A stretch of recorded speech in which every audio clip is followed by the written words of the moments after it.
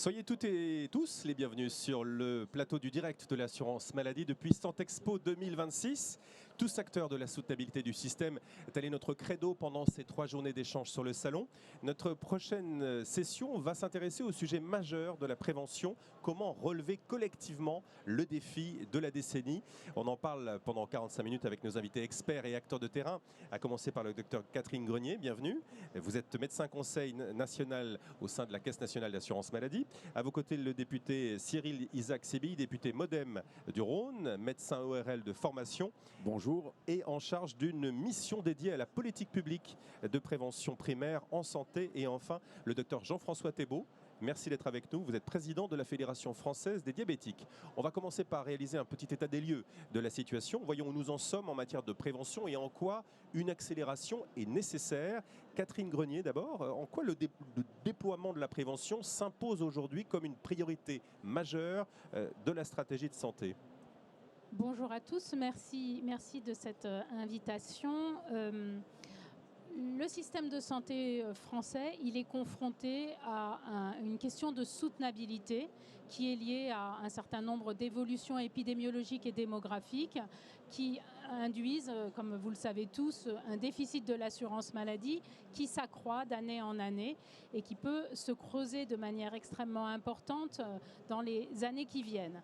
Dans ce cadre-là, on sait que l'enjeu, c'est la dynamique d'évolution des maladies chroniques qui ont un impact à la fois sanitaire et économique sur notre société. Pour donner quelques exemples, le nombre de personnes en ALD est aujourd'hui de 14 millions. Il serait de 18 millions à horizon 2035 si on ne fait rien.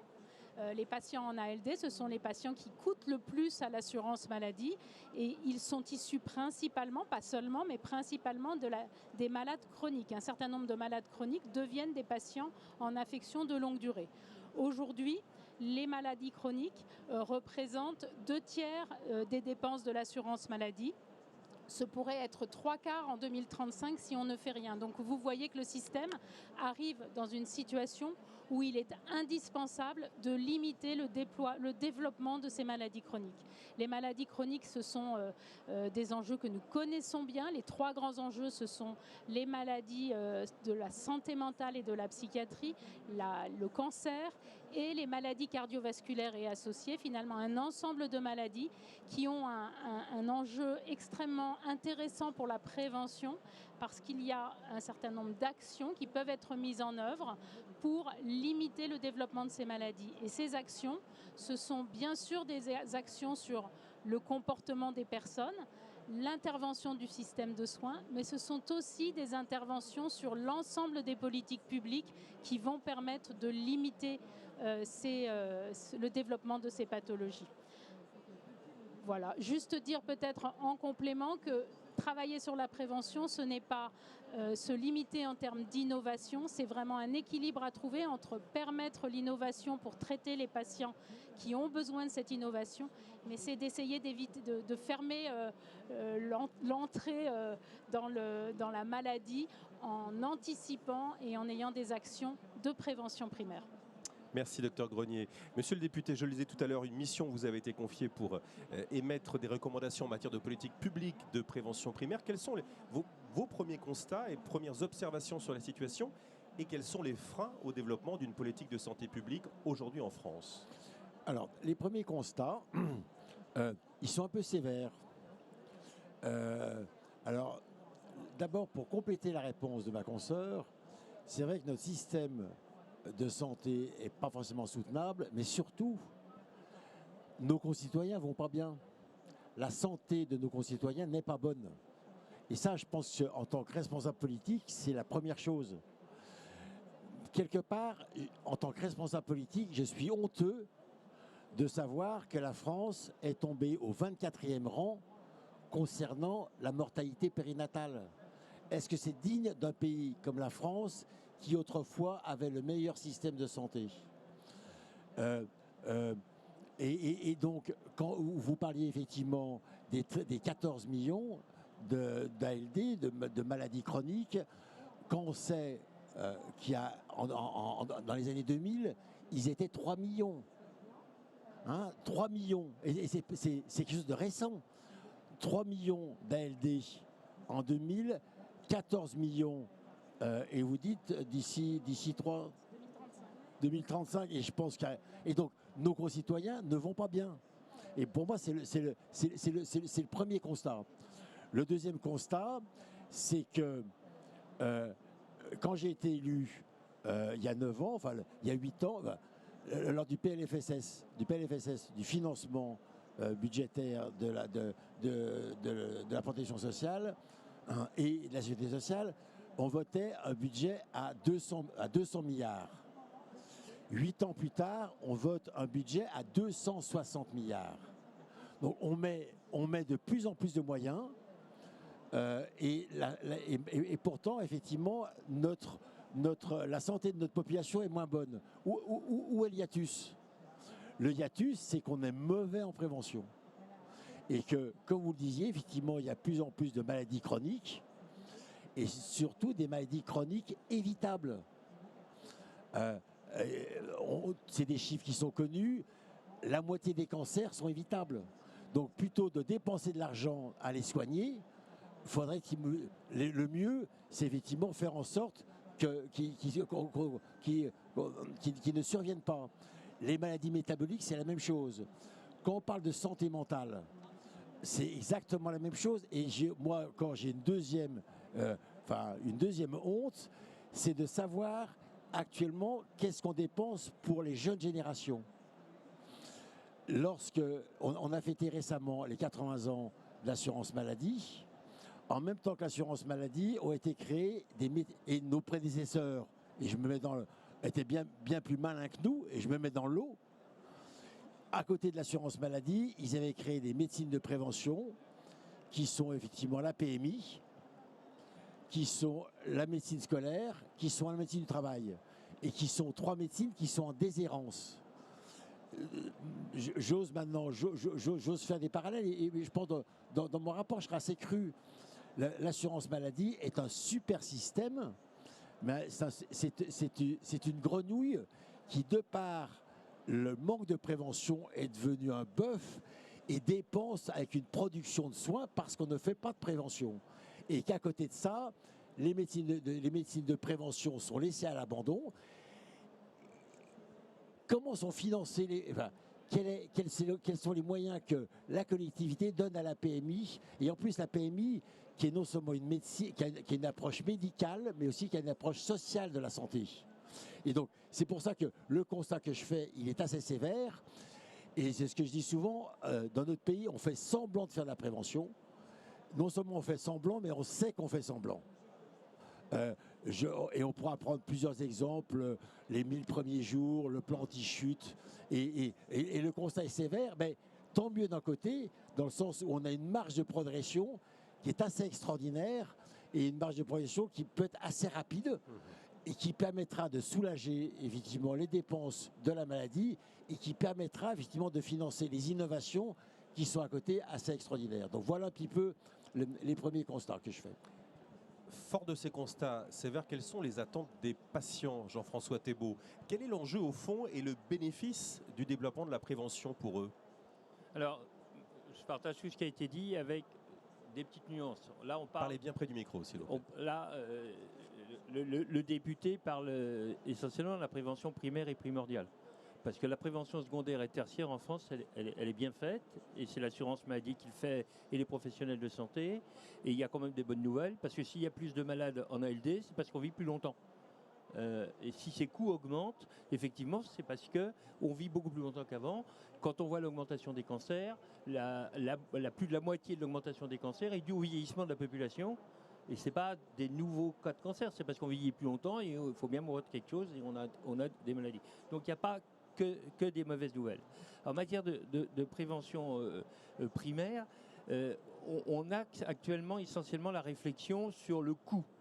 C'est-à-dire le coût sanitaire, le coût pour l'assurance maladie, le coût pour la collectivité. C'est bien, c'est indispensable pour un système solidaire. Mais nous, il y a des autres choses qui nous intéressent, c'est le coût humain. Le coût humain des maladies, le coût de la santé mentale. On voit la répercussion des maladies chroniques sur la santé mentale, surtout les maladies chroniques qui arrivent jeunes, je pense au diabète de type 1, les coûts sociaux. qui sont extrêmement importants et tout ça qui ne peut pas être mis dans l'équation de l'assurance maladie. C'est autre chose. Donc cette prévention primaire, elle est absolument indispensable, pas seulement pour le sanitaire, mais pour l'ensemble de la collectivité, pour bien vieillir, pas être malade, vieillir en bonne santé le plus longtemps possible. Mais on a des problèmes culturels en France. Et là, je ne vais pas parler des professionnels, je vais parler des patients. Et je suis bien placé pour parler des patients. Je représente aujourd'hui France Asso Santé, aussi bien que la Fédération française des diabétiques. On voit très bien qu'aujourd'hui, il y a beaucoup de nos concitoyens qui préfèrent prendre un médicament plutôt que d'adopter les bonnes stratégies au départ. On le voit avec le cholestérol, on le voit avec la surcharge pondérale et le poids. Avec le tabac, n'en parlons pas. On est le pays où on fume le plus, pratiquement dans les pays développés. Donc, y compris chez les diabétiques. Les diabétiques fument plus, enfin les diabétiques de type 1 fument plus que la moyenne nationale. Donc on voit qu'il y a des problèmes de comportement. Alors ça, je ne suis pas sûr que ce soit le rôle de l'assurance maladie d'investiguer ça. C'est un rôle collectif, un rôle citoyen, un rôle politique. Un rôle politique pour faire des campagnes qui marchent.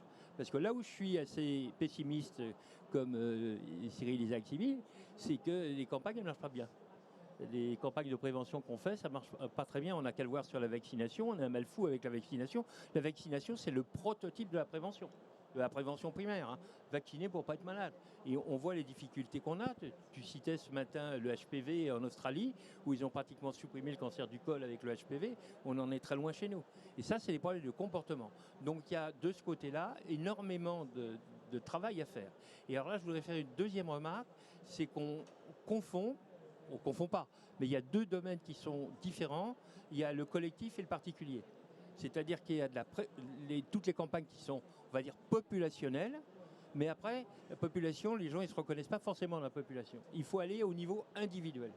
Et là, peut-être que l'assurance maladie, avec ses systèmes d'information, Mon Espace Santé, le SNIRAM et un certain nombre de documents, pourrait avoir des campagnes plus spécifiques pour identifier les personnes à risque, familiale par exemple. Un patient diabétique, quand vous avez un parent diabétique, vous avez 40% de chance d'être diabétique. Si vous avez deux parents diabétiques de type 2, vous avez 60% de chance d'être diabétique. C'est une question qui devrait être systématiquement posée partout. Avez-vous des patients diabétiques? Parce que là, ça nécessitera de faire des dépistages précoces, de dépister le prédiabète et de le traiter par des méthodes non médicamenteuses, activité physique, alimentation, et c'est efficace. Donc, vous voyez, on voit qu'entre la population et l'individu, il faut trouver un moyen pour convaincre, parce que tout le monde n'est pas pareil et on ne va pas convaincre les gens avec un seul message. Après ce partage des constats, voyons quels sont les enjeux et les actions prioritaires surtout à mettre en place. Monsieur le député, on parle de ce virage préventif depuis de nombreuses années. Quelles sont les conditions et les leviers incontournables pour relever ce défi de la prévention?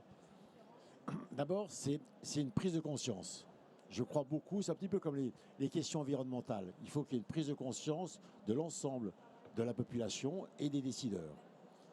La prise de conscience, pour traiter le sujet de la prévention primaire, pour moi la prise de conscience, c'est que ce soit nos concitoyens que les décideurs au plus haut niveau comprennent que notre santé, à 80%, elle est liée à l'environnement et à nos comportements.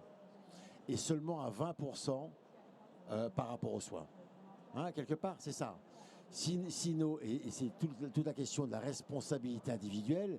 Si on est en bonne santé, d'abord, c'est parce que c'est de fait, d'une part, de notre travail, de notre responsabilité. C'est du fait, effectivement, de l'environnement dans lequel on vit. Et ça dépend, effectivement, des comportements qu'on a. Et c'est ça l'essentiel. Et je fais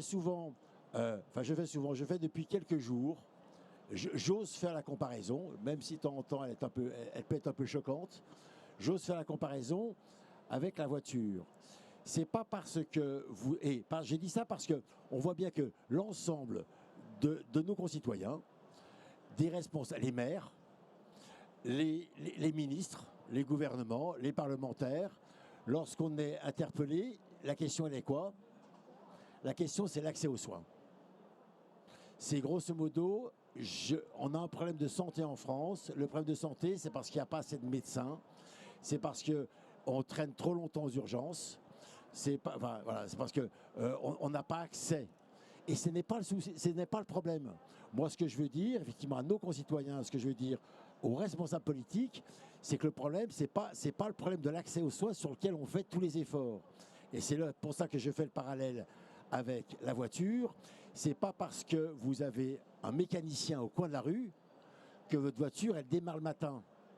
Votre voiture, elle démarre le matin parce que vous prenez soin de votre voiture.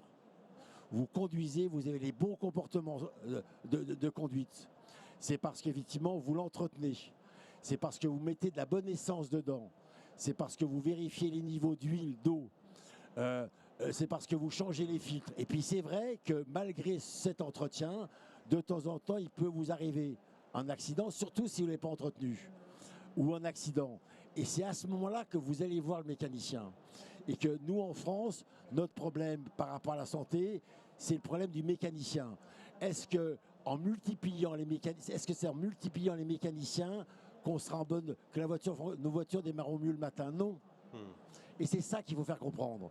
80% de notre santé dépendent de notre responsabilité, de l'environnement et de nos comportements en santé. Donc c'est une approche qui est sociétale et pas forcément uniquement sanitaire. Bien sûr, et c'est pour ça que ma mission, elle s'intéresse bien évidemment au ministère de la Santé, mais elle va aussi elle s'adresse au ministère de l'Éducation nationale, au ministère de l'Agriculture par rapport à l'alimentation, au ministère du Sport, au ministère de l'aménagement du territoire et des collectivités. Et c'est ensemble, et c'est ce qu'ont fait les pays étrangers, les pays européens, c'est ce qu'ils ont compris depuis 10 ans, ou même plus, 10, 20 ans.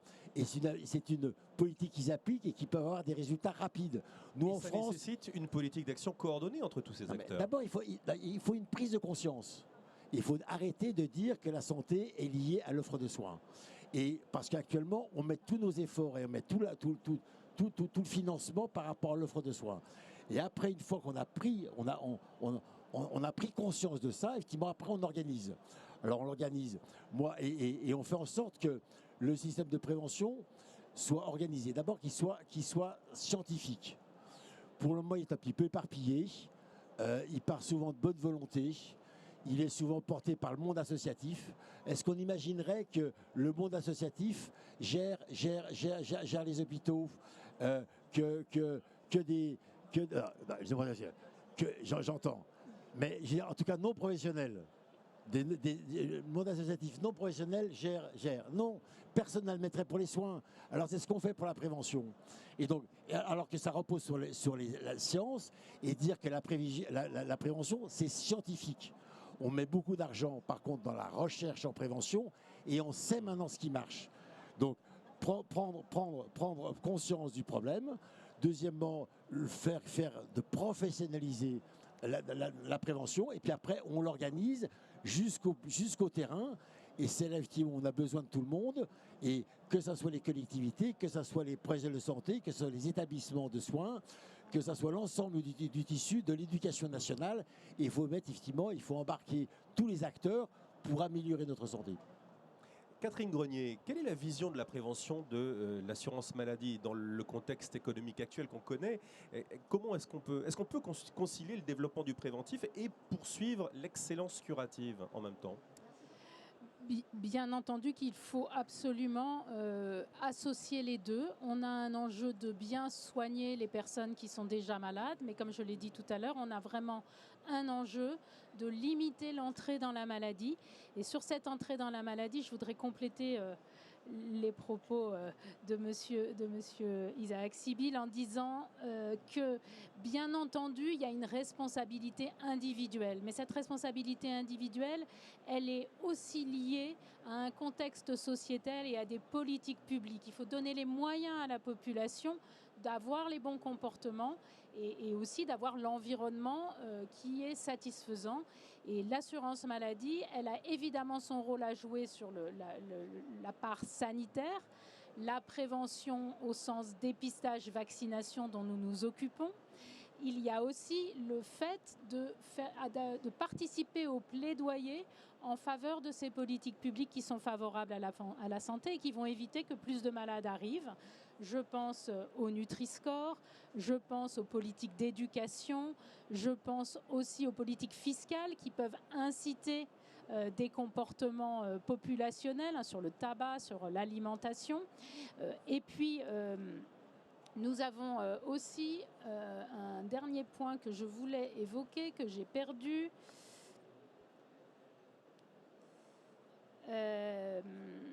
Oui, pardon. Sur la prévention, ce que je voulais dire aussi, c'est l'enjeu d'une coalition des financeurs pour s'organiser, pour réaliser ces programmes de prévention au niveau sociétal. Aujourd'hui, on a un certain nombre d'initiatives, on finance de la prévention. On ne peut pas dire qu'on ne finance pas de la prévention, mais on n'a pas la valeur ajoutée qui permet de... Enfin, on n'a pas un système qui permet de déclencher de la valeur ajoutée en matière de prévention. Donc il faut qu'on soit capable de la mettre en œuvre et aussi de l'évaluer pour justifier de ces dépenses au niveau national. Catherine Grenier, au-delà du système de soins, qu'est-ce qu'il y a à faire ? Alors, ce qui doit être fait en dehors du système de soins, ce sont toutes les politiques publiques qui ont été évoquées. C'est de l'interministériel, c'est vraiment le sujet de l'État. Au niveau de l'assurance maladie, il y a le soin comme on le connaît, c'est-à-dire je suis malade, je frappe à la porte et on répond à mon besoin le mieux possible et en faisant bénéficier de l'innovation. Mais il y a aussi toutes les politiques sur la vaccination, le dépistage, la prévention personnalisée. Nous cherchons à développer cette prévention personnalisée à partir des données de consommation de soins dont nous disposons dans nos bases de données, mais aussi nous développons de la prévention personnalisée dans mon espace santé pour pouvoir donner une information qui corresponde à la situation personnalisée de la personne à partir de ces données médicalisées. Donc c'est un développement qui nécessite bien sûr tous les garde-fous en termes de sécurité des données, parce que nous sommes sur des données sensibles, mais nous travaillons à mobiliser les patients au travers de mon espace santé. Et nous gardons toujours aussi la volonté d'aller chercher les populations qui sont éloignées du système. On vit aussi une fracture numérique, même si elle diminue, il existe une fracture numérique. Donc nous avons des politiques d'aller vers des populations qui sont précaires, qui ne consomment pas de soins, que le système de santé ne voit pas, pour aller les chercher et les mobiliser, à la fois sur des thématiques d'intervention sanitaire, vaccination, dépistage, mais aussi des thématiques comportementales. On parle d'intervention non médicamenteuse. Alors justement, sur ce aller vers les populations les plus précaires, Jean-François Thébault, comment s'assurer que cette démarche du préventif embarque tout le monde et en particulier ceux qui en ont le plus besoin ? Alors, le aller vers, le aller vers est très, très, très large, parce que ça commence avec l'alimentation. Et c'est un véritable scandale que le Nutri-Score n'ait pas encore été rendu obligatoire. Bon, certes, il n'est pas suffisant, il faut le Nova 4, etc., sur les aliments ultra transformés, mais c'est déjà un pas. C'est un véritable scandale que de voir le comportement de l'industrie agroalimentaire et des grandes surfaces. 70% des promotions sont sur des aliments mauvais et que seulement 30% sur des aliments avec bon Nutri-Score. Donc on a de ce côté-là un travail à faire et ça va dans le aller vers parce que ces campagnes de promotion ne sont pas faites n'importe où. On n'a qu'à voir les caddies dans les banlieues moins favorisées par rapport aux caddies dans les grandes surfaces parisiennes pour voir qu'effectivement, il y a un gradient social, par exemple au niveau de l'alimentation, qui est tout à fait significatif. Donc à ce niveau-là, c'est absolument essentiel, ne serait-ce par exemple que de faire de la promotion du Nutri-Score, de faire la promotion des aliments sains, de faire la promotion sur les fruits et légumes qui sont jamais en promotion ou pratiquement pas. Voilà, ça fait partie pour nous du aller vers. Le deuxième aller vers, alors là je suis désolé parce que j'étais un peu désagréable pour l'endroit où je suis, c'est qu'il faudrait faire sortir la santé publique des établissements hospitaliers, des institutions. On n'a pas de santé publique en ambulatoire. On n'a pas de santé publique dans les CPTS, sauf dans les organisations territoriales. Il faut des programmes de santé publique parce que les médecins, enfin de ma génération et même génération d'après, j'en vois pas mal ici, nous n'avons pas été formés à la santé publique. C'est pas inné. Et actuellement, faire de la santé populationnelle à partir d'un établissement hospitalier, ça a un sens moyen. Hein. Ça doit être fait au niveau des territoires. Donc il faut vraiment inculquer dans toutes les organisations territoriales coordonnées, soit les CPTS, les centres de santé, les maisons pluridisciplinaires, inculquer cette notion de santé publique sur des choses simples, la promotion de la vaccination, la promotion des dépistages. Le dépistage, c'est aussi le dépistage des facteurs de risque. C'est très important. Il ne faut pas se contenter d'attendre de dépister la maladie. Il faut dépister en amont les facteurs de risque. Il y a des tests simples. Par exemple, pour le diabète, je suis désolé de revenir au diabète, mais c'est un peu ma spécialité. Il y a le FINRISC, 8 questions, vous répondez en 30 secondes, vous avez un score et vous voyez le risque de développer un diabète. Ce qui va attirer votre attention, à la fois effectivement pour aller faire un dépistage de glycémie si on a un risque très très élevé, mais aussi pour se dire, je vais modifier mon comportement. Et c'est très simple. Et vous avez les mêmes tests dans beaucoup de pathologies. Donc c'est dépistage. Après, il y a le dépistage de la maladie. Et là aussi, il faut faciliter les choses. Si je reprends encore le diabète, eh ben, il faudrait pouvoir, comme pour les maladies sexuellement transmissibles, pousser la porte d'un laboratoire pour faire une analyse de glycémie sanguine à jeun. Je ne vais pas dire gratuit, mais sans frais, accessible, sans ordonnance, de manière à dire j'ai fait mon FINRISC, j'ai des parents diabétiques, je vais voir où j'en suis, avec un retour vers le médecin traitant. Pas multiplier, et là on fait du nudge à l'envers. On multiplie les contraintes. Il faut aller chez le médecin, demander l'ordonnance, retourner chez le médecin. Voilà, toutes ces choses-là qu'il faut mettre en place. Vous nous disiez qu'il fallait agir sur les comportements, mais comment agir sur ces comportements sans être culpabilisateur? Eh ben, c'est le travail de la santé publique. Voilà, et c'est le boulot à faire que ne savent pas très bien faire les médecins qui sont dans le soin, dans le curatif, mais c'est du travail à faire. Tu citais la prévention routière. Regardez ce qui s'est passé en prévention routière. On est passé de 20 000 morts annuels à 3 000 ou 3 003 actuellement, avec tout un tas de mesures de prévention, et y compris des messages qui choquent. Si aujourd'hui on a le sacro-saint, faut pas choquer, faut pas faire un message qui choque. Quoiqu'avec le dépistage du cancer colorectal, ils sont allés un peu plus loin là. Mais enfin, voilà, il faut. Mais ça, c'est ça ce que j'appelle la santé publique. Il faut travailler là-dessus. Et les outils numériques peuvent être des atouts pour identifier les populations à risque? Alors, les outils numériques, on peut les utiliser de manière extrêmement importante dans deux cas de figure totalement différents. Un, l'identification des populations à risque et des individus à risque. Et ça, à partir des bases de données de l'assurance maladie. Et puis d'un autre côté, mais ce n'est pas pour tout le monde, c'est pour des gens qui sont une littératie un peu plus élevée, c'est le numérique peut les aider à soit se surveiller, c'est ce qu'on appelle Quantify Self, on se surveille, le nombre de pas qu'on fait, etc. Soit avec des applications et des usages qui vont permettre d'agir sur son comportement. Ça ne va pas marcher pour tout le monde. Mais déjà, tout ce qui marche, c'est déjà bien. C'est comme pour arrêter de fumer. On se fiche de la méthode, ça peut être de l'auriculothérapie, de l'irido, je ne sais pas quoi. Du moment qu'on arrête de fumer, c'est bien. Et chacun doit trouver chaussure à son pied dans ce cas-là. Donc il faut multiplier et ça va être une catégorie d'individus qui vont être réceptifs. Mais on voit que les jeunes sont très réceptifs au numérique. Donc je pense que s'il y avait des campagnes de santé publique sur TikTok faites par des gens qui parlent le langage des jeunes, ça pourrait être efficace, y compris sur l'alimentation. Actuellement, c'est les autres qui font, c'est les lobbies qui font ces campagnes. C'est pas la santé publique. Donc ça aussi, ouais. Et là, moi, je mets ça dans le numérique. Pour la dernière ligne droite de notre échange, qu'on pourrait intituler « Tout secteur de la prévention », j'ai envie de vous entendre d'abord, monsieur le député. On l'a dit, la prévention est une question sociétale. Quels sont les acteurs qui ont la capacité de porter cette transformation? Comment faire en sorte qu'ils se mobilisent de manière coordonnée? Est-ce que ça passe forcément par l'obligation et une nouvelle taxe, par exemple? Non, je pense... Alors d'abord, certains se posent la question de savoir si la prévention primaire relève du soin et des soignants. Moi, je crois que oui, dans le sens où la prévention primaire appartient à tout le monde.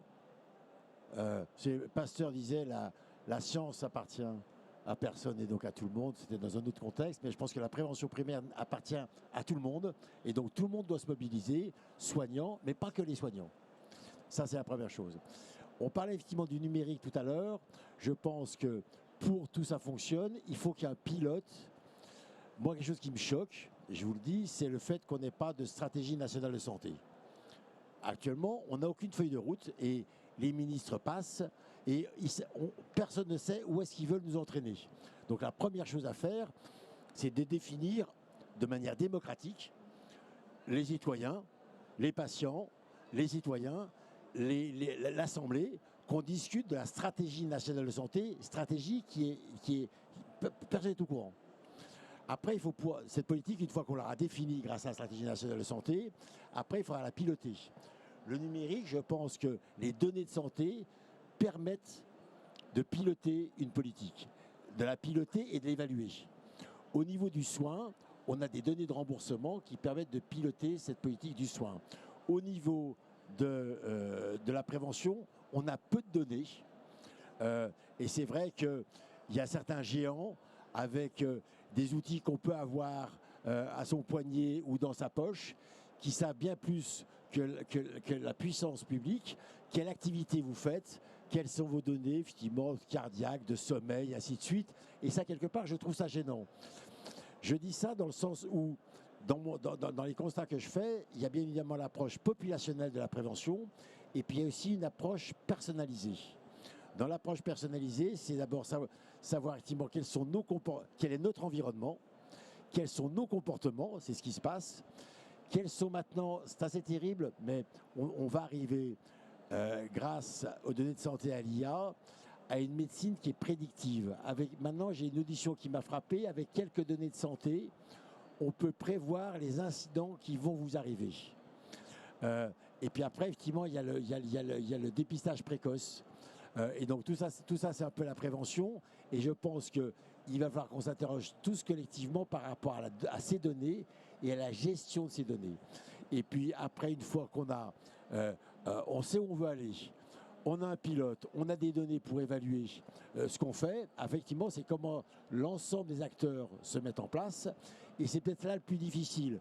C'est comment l'élu local, le maire, se coordonne avec les soignants de sa CPTS, qui eux-mêmes sont en lien avec l'éducation nationale, qui eux-mêmes sont en lien avec le contrat local de santé, avec ce qui est fait dans le PRS. Et c'est là où effectivement il va être un peu novateur pour que l'ensemble des acteurs, et je pense que tous les acteurs doivent être mobilisés, comment on fait pour mobiliser et coordonner l'ensemble des acteurs sur le terrain. Et c'était une proposition qu'on fera dans le rapport. Et parmi ces acteurs, évidemment, figurent les professionnels de santé en tant que prescripteurs. Ils ont un rôle à jouer, Catherine Grenier. Comment vous les accompagnez côté CNAM et qu'en est-il pour les patients ? Alors, bien sûr, les professionnels de santé sont un des acteurs importants de la prévention en général et de la prévention primaire aussi. Ils ont un certain nombre de possibilités d'intervenir auprès des patients à des moments où le patient va vers le système de santé. Donc il faut utiliser ces opportunités. Nous les aidons à travers un outil qui vient d'être mis en place dans le cadre de la convention médicale. Nous transmettons un tableau de bord de prévention aux médecins traitants. Cette fois, ce n'est pas un indicateur populationnel, c'est des données qui correspondent à chacun des patients de la patientèle et on fait le point sur toutes les interventions de prévention pour ce patient donné, ce qui permet aux professionnels de traiter cette information et de checker si l'ensemble des interventions ont été réalisées sur un patient ou pas. Je voudrais insister sur un point sur ce sujet-là, c'est que la plupart du temps, les personnes sont volontaires pour la prévention. Personne n'est contre la prévention. Alors bien sûr, il y a les sujets comportementaux où il faut travailler la motivation à modifier son comportement. C'est pas facile. Il y a des techniques qui sont des techniques de santé publique qui sont tout à fait efficaces. Mais il y a aussi la facilitation. 87% de la population est pour la vaccination et on arrive péniblement à 55% de vaccination contre la grippe dans la population des plus de 65 ans. Il y a un sujet de facilitation entre je veux faire et je fais. Et donc on doit travailler sur le développement de, peut-être on pourrait dire, l'accès à la prévention comme on travaille sur l'accès aux soins. Et puisqu'on parle des patients, Jean-François Thébault, comment est-ce qu'on s'y prend pour embarquer les patients et leur donner les moyens d'adopter les bons comportements ? Alors là, vous parlez de patients, donc on est déjà malade, donc on n'est plus dans la prévention primaire. Donc c'est un des enjeux à la fédération, on fait énormément d'informations. Mais c'est vrai qu'on a un problème pour saisir et pour pouvoir intervenir. Alors on essaye de le faire à travers, mais malheureusement c'est trop limité, des interventions dans les écoles, des interventions dans les entreprises, des interventions au moment des grandes semaines. On a la semaine nationale de prévention du diabète qui va être la première semaine de juin, avec des centaines d'actions par nos associations fédérées locales qui vont avoir lieu sur le terrain, sur les marchés, dans les supermarchés, dans les mairies, etc. Mais c'est vrai que c'est là où il faut, ce que disait le député, une mobilisation nationale pour organiser ça. Parce qu'aujourd'hui, ça se fait de gré à gré avec des petits moyens. Alors aussi, on a une question de moyens, parce que organiser ça coûte. Et il faut avoir des moyens pour pouvoir logistique pour le faire. Il faut pouvoir former des bénévoles. Il y a le statut des bénévoles, c'est extrêmement important pour qu'ils puissent agir. Ça peut être aussi des professionnels rémunérés, mais ces corps-là n'existent pas actuellement. Donc on a ce problème de structurer l'offre, et c'est une offre de prévention extrêmement importante. Et il y a une chose dont on n'a pas encore parlé et qui est dommage, c'est sur l'activité physique. L'activité physique qui doit être promue, c'est un scandale ce qui se passe à l'école. On voit qu'on arrête l'école à 15 heures pour faire d'autres activités physiques, d'autres activités. Et l'activité physique, c'est le parent pauvre de ces autres activités. On fait des choses très bien, mais on ne fait pas assez d'activité physique. Et toutes les études montrent que les enfants dans les pays développés, et en France en particulier, ont une réduction du nombre d'heures d'activité physique. Il y a un rapport qui vient de sortir sur la quantité d'heures d'activité physique par jour en fonction de l'âge, qui vient d'être promulgué actuellement par les sociétés savantes. C'est extrêmement intéressant et on voit le décalage qui se produit. Ça aussi, ça fait partie de la prévention. Quand on fait de l'activité physique, on prévient le diabète, on prévient l'obésité, on prévient la maladie cardiovasculaire. À partir d'un certain âge, on prévient les maladies neurodégénératives. Donc l'activité physique, il n'y a pas besoin de démontrer que c'est efficace, c'est démontré. Vous avez un pavé de 500 pages ou 1000 pages de l'INSERM qui est sorti il y a une quinzaine d'années, qui vous montre c'est démontré. Maintenant, il faut le mettre en œuvre. Et donc, la problématique, c'est ça. Il y a un travail de l'IRDES qui a été fait très récemment. On voit que les preuves, elles sont là. Il n'y a pas de discussion. Les méthodes pour les mettre en œuvre, ça devient plus compliqué. La mise en œuvre, c'est pas beaucoup. Et après, la mesure d'impact, etc., on ne sait pas. Voilà. Et là, il y a un enjeu à faire. Alimentation, activité physique, les tabac, alcool, tout ça, ça ne devrait même pas poser de questions. Et le financement devrait être là, parce que c'est la moitié des cancers dont tu parles, là tout à l'heure, sont généralement issus de ces facteurs-là. Pour conclure, en quelques mots et résumer un petit peu tout ce qu'on s'est dit pendant cet échange, quelle est la piste la plus prometteuse selon vous pour relever ce défi de réussir le virage de la prévention, Cyril, Isaac, Sybille? En quelques mots. Alors, en quelques mots, il faut se donner quelques priorités. On a parlé effectivement des maladies chroniques, on a parlé du cancer. Moi, je mettrais un focus sur la santé mentale et la santé mentale des jeunes. Je veux dire, moi, je reviens là-dessus. Moi, je suis assez scandalisé. On ne peut pas ouvrir actuellement un journal, écouter, allumer sa télévision, sans voir effectivement tout le drame qui se passe au niveau de notre jeunesse. Par rapport aux violences, au harcèlement, violences sexuelles. Enfin, je veux dire, je trouve ça épouvantable. Et que tout ça, c'est de la prévention et c'est de la santé. C'est pour ça que je pense, si jamais, pour moi, il y avait quelque chose d'urgent à faire, c'est d'abord la PMI. Les 1000 premiers jours, on connaît l'importance des 1000 premiers jours par rapport à cette santé mentale.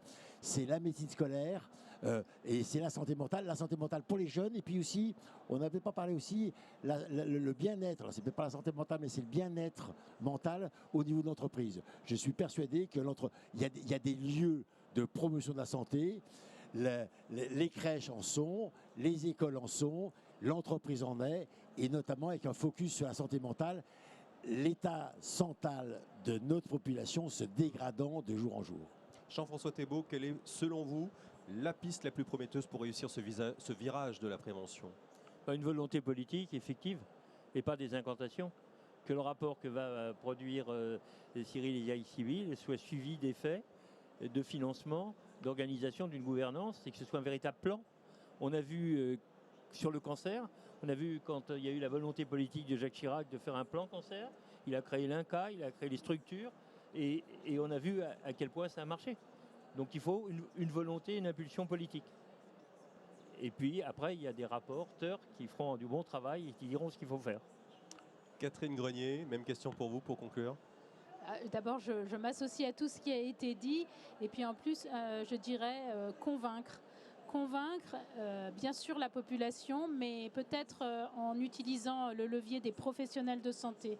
Convaincre les professionnels de santé et leur faciliter la mise à disposition de la prévention pour l'ensemble de la population. Donc travailler sur l'accès à la prévention, puisqu'on est tous convaincus de l'intérêt de ces démarches. Merci à nos trois invités pour cette discussion essentielle sur le thème de la prévention, défi de la décennie. Je crois que le public du stand K42 peut vous applaudir chaleureusement. Merci infiniment.